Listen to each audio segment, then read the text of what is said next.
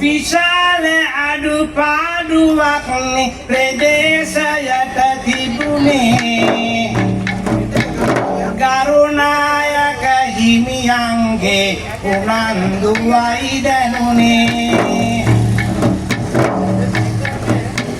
ප්‍රදේශයට වටිනකමක් මෙතනදී ගෙන දෙමිනේ බොහොම වටිනවා අපට මේ අවුකන පිළිමේ මහවැලි අයිබෝවන් මහවැලි දරුවෝ නාලිකාවේ 95 වන පියසටහන. මම දෙවංචි මමත් මේ ටවුන් එකෙම තමයි ඉන්නේ. මම මුල්ගල තියෙනකොට මේ ප්‍රතිමා වහන්සේට කැටයක් ගෙනල්ලා බාර දුන්නා. ඒකත් තැම්පත් කරා ප්‍රතිමාවට මුල්ගල තියෙන කාලේ. අද කියන්නේ මේ 2025 වෙනකොට මම දැන් අවුරුදු 22ක කෙනෙක්. එතකොට මම දැන් මේකට ඇවිල්ලා මේ ප්‍රතිමා වහන්සේගේ තින් තාලෙප කරන උත්සවයටත් සහභාගී වුණා. ඇත්තට මට ඒක ගොඩාක් සතුටුයි. බුදුහාමුදුරු තරම් උන්වහන්සේගේ ප්‍රතිමාවක් තරම් ලෝකයේ ගෞරවයට ලක්වන වස්තුවක් නැති තරම් මේ දක්වා පිළිම නිර්මාණය කරපු මිනිස්සු ඒ නිසාම පින්වන්තයි. පිළිමයක් හදන්න හිතන එකත් වාසනාවන්ත සිතුවිල්ලක්.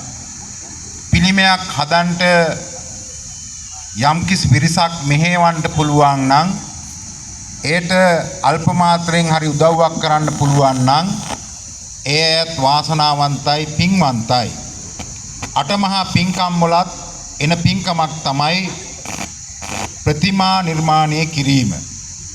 මේ ප්‍රතිමා වහන්සේ නිර්මාණය වෙන්නේ එක පැත්තකින් අහම්බයක් හැටියට මේන් වර්ෂ 10කට අතර කලින් දවසක එවකට හිටපු පොලිස් ස්ථානාධිපති මොහන් සිල්වා මහත්මයාත් මමත් මේ හන්දියට ඇවිල්ලා ටිකක් මඩගොහරුවක් තිබිච්ච තැන අඩි 10ක් 15ක් ඈතට පුංචි බුද්ධ ප්‍රතිමා වහන්සේ නමක් නිර්මාණය කරන්න ඕන කියලා තැන්පත් කරන්න ඕන කියලා පටන් ගත්ත කටයුත්ත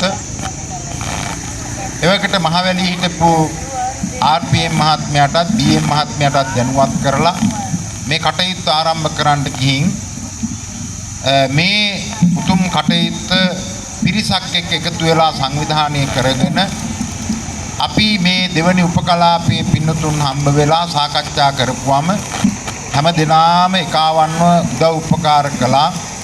මේ බිමට අඩුම තරමේ පස් ලොරි 1500ක් විතර ප්‍රමාණයක් පුරවලා තමයි මේ බිම නිර්මාණය කරන්න පුළුවන්කම ලැබුණේ. ඊට පස්සේ ක්‍රමක්‍රමයෙන් විවිධ ප්‍රතිමා වහන්සේලා පිළිබඳව කල්පනා කරලා අවකන බුද්ධ ප්‍රතිමා වහන්සේ නමක්ගේ අනුරුවක්ම නිර්මාණය කරන තැනටපත් වුණා. අඩි 42ක් උස බුද්ධ ප්‍රතිමා වහන්සේ තමයි නිර්මාණය වෙන්නේ. හුඟක් කාලයක් මෙහි වැඩ නතර වෙලා තිබුණා.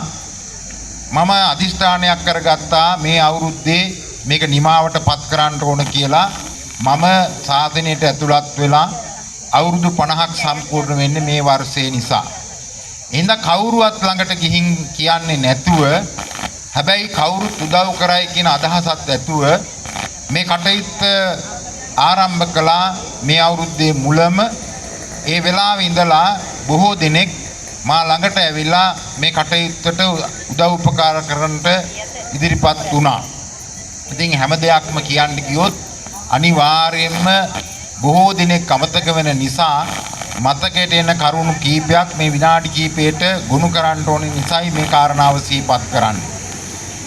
මේ මුල ඉඳලාම මහවැලි වැලි සංගමේ පින්නතුන් හැමදෙනෙක්ම උදව් කළා. මේ ප්‍රදේශයේ රාජ්‍ය ආයතන උදව් කළා. විශේෂයෙන්ම මේ නිමවුමේදී මුල ඉඳලාම අපේ බණ්ඩාර ගැසල් අධිපතිතුමා දසනායක මැතිතුමා නොපිරිහෙලාම උදව් කළා.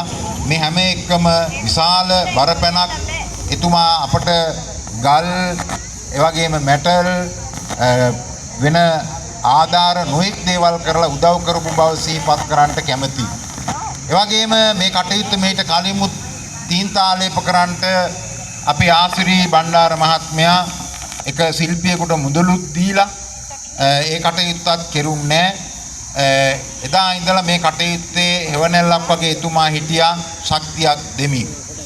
මේ පාර කාටවත් කියන්නේ නැති වුණත් පළවෙනි දවසේම මම මෙතන ඇවිල්ලා පටන් ගන්න කිට්ටුව දවසක් ගත වෙනකොට අපේ ජයන්ත මහත්මයා ගෝල්ඩන් හෝටලේ එතුමා අපේ වජිරට කතා කරලා තිබුණා නායක හඳුරු මේක පටන් ගන්න යනවා වගේ ඒ හින්දා මං තිත්ත ටිකවත් අරන් දෙනවා මොනවා වුණත් ඒ ටික කරනවා කියලා. ඒ වගේම එතුමා තමයි ඒකට බරපැන දාන්නට මුල් වුණේ.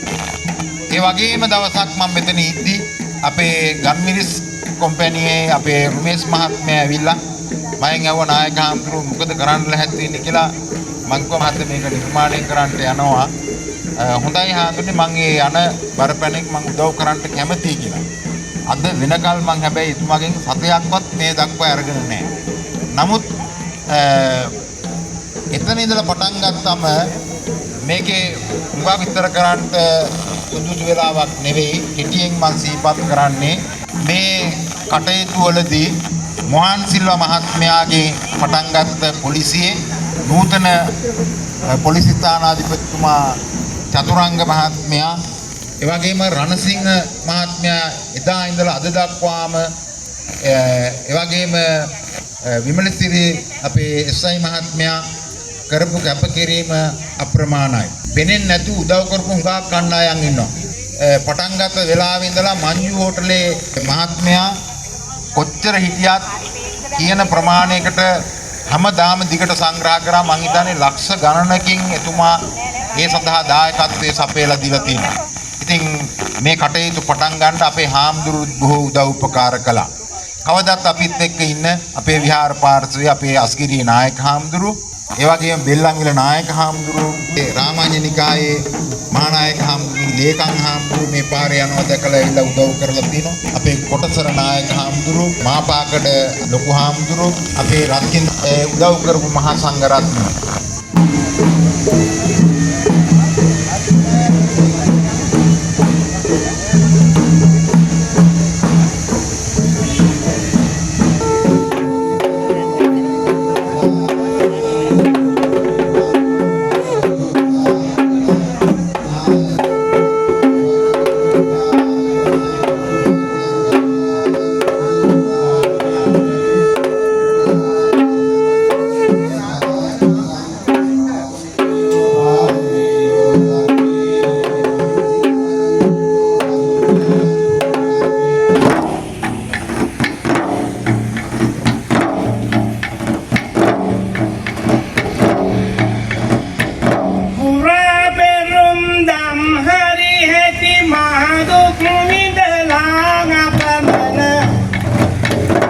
විරාජිත විමාන නරුදි තුම්ලෝනායිනි වඳිමින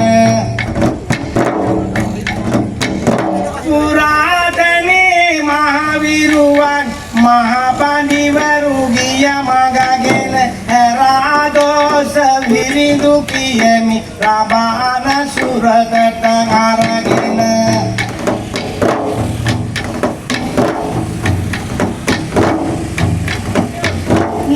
නිම්මානති කලා කෙටේ රන්වන් අසුවනු නෙලන්න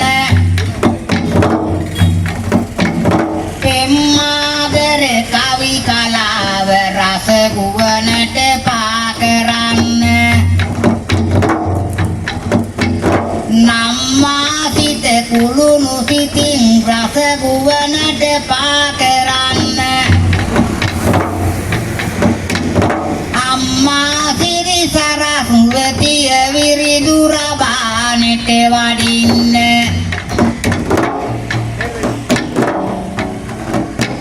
විශාල අඩුපාඩුවක් ප්‍රදේශයට තිබුණේ ගරුනායක හිමියන්ගේ උනන්දුවයි දැනුනේ ප්‍රදේශයට වටිනකමක් මෙතනදී ගෙන දෙමිනේ බොහොම වටිනවා අපට මේ අවුකන පිළිමේ හින්දා අපිට ලොකු පිනක් කරගන්න ලැබුණා. ඒ ගැන හරි සතුටුයි අද. එදාට වැඩිය අපි එහෙනම් මහන්සියෙන් අපේ හාමුදුරුවෝ හරියට මහන්සියක් දැරලා අපිට මේ පින් කරගන්න අවස්ථාව ලබා දුන්නට අපි ලොකු හාමුදුරන්ට ගොඩාක් පින්. පුණ්‍ය කර්මයක් කරගන්න විශේෂයෙන්ම ලොකුව ඉදිරිපත් වුණත් මේ වගේ පුංචි දරුවන්ට අවස්ථාවක් ලැබෙන්නේම නෑ. කොහේ වුණත් මේ වගේ ලොකු පිළිමයක ඉතින් එහෙම වැඩක් කරනකොට පොඩි ළමයි කැඳවන්නෙම නෑනේ. අද ඉතින් අපේ මේ ළමයිට ඒ පින අත් උනා. ලොකු භාග්‍යයක්, ඇත්තටම ලොකු වාසනාවක්. ඉතින් ගොඩාක් දුරට වැඩි හිටියයිමනේ හැම දෙයකටම සම්බන්ධ වෙන්නේ. ළමයි සම්බන්ධ වෙන්නෙම නෑනේ. අද දැන් අපේ 7 ඉස්කෝලේ ළමයි 15ක් ආවා. ඉතින් මේ 15 දෙනා අතරින්ම අද මෙහෙම තින් තුට්ටක් හරි ගාලා ලොකු පුණ්‍ය කර්මයකට දායක වුණානේ. ඇත්තට මේ කරපමතු අයට හැමෝටම ගොඩාක් පිං. මේ ලැබුණ අවස්ථාව ගොඩාක් ලොකු පිනක් අපිට කරගන්න අමාරු දෙයක් තමයි. ඉතින් දුර බැහැර ගිහින් කරන්න බෑ. මේක අපේ ළඟටම ආපු දෙයක්. මේ අවස්ථාව ලබා ගැනීම ගොඩාක් පිං කරලා තියෙනවා. සතුටුයි. ගොඩාක් සතුටුයි. අපිට ඉතින් ළඟ තියෙනවා පිං කරගන්න පුළුවන්. මේ වගේ දෙයක් ඔය ඉස්සර තිබ්බේ නෑනේ. අපේ ලොකු ආම්දරණ්ඩත් සිද්ධ වෙන්න.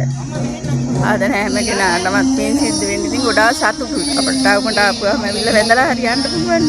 දැන් අවුරුදු 10කට විතර ඉස්සර අපි අපේ පන්සලේ විහාරයේ තින්ත ගෑවා පිළිම වහන්සේගේ. තින්ත ගෑවා. ඒ තින්ත ගෑවට පස්සේ තමයි අපිට මේ අවස්ථාව දැන් මේකේ හම්බුනේ. ආයි අපිට අවස්ථාවක් හම්බෙයිද ඉතින් කියන්න බෑ. ආයි පිළිම වහන්සේලා හැමදාම හම්බන්නේ නෑනේ. කලාතුරකින් හම්බන්නේ. ඒ හින්දා අපි මේකේ තින්ත ගන්න ආවේ ඒකට.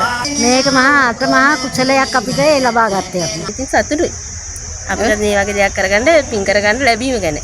විටක දෙගුඩ තලා ගලාගෙන යන, තවත් විටක නිසල්මනේ ගලාගෙන යන මහා වාලුකා නදියෙන් පෝෂණය වන එයින් දිවි ගමන සරි කරගන්නා අපේ ගොවි ජනතාව සමගම මේ ප්‍රදේශයට වැඩම කරලා ඔවුන්ගේ දුකේදී සතුටේදී ඔවුන් සමගම රැඳෙමින් තමන් වහන්සේ මේ පිරිවරත් රැගෙන සසරින් එතෙර වන්නට පාරමී දම් පුරන සම්බුද්ධ ශාසනයට වගේම අපේ ප්‍රදේශයට ඉටු කරන මේ මහා මෙහෙවරට මහවැලි දරුවන්ගේ මේ ගෞරවය නමස්කාරය අපේ නායක හාමුදුරුවනේ ඔබ වහන්සේට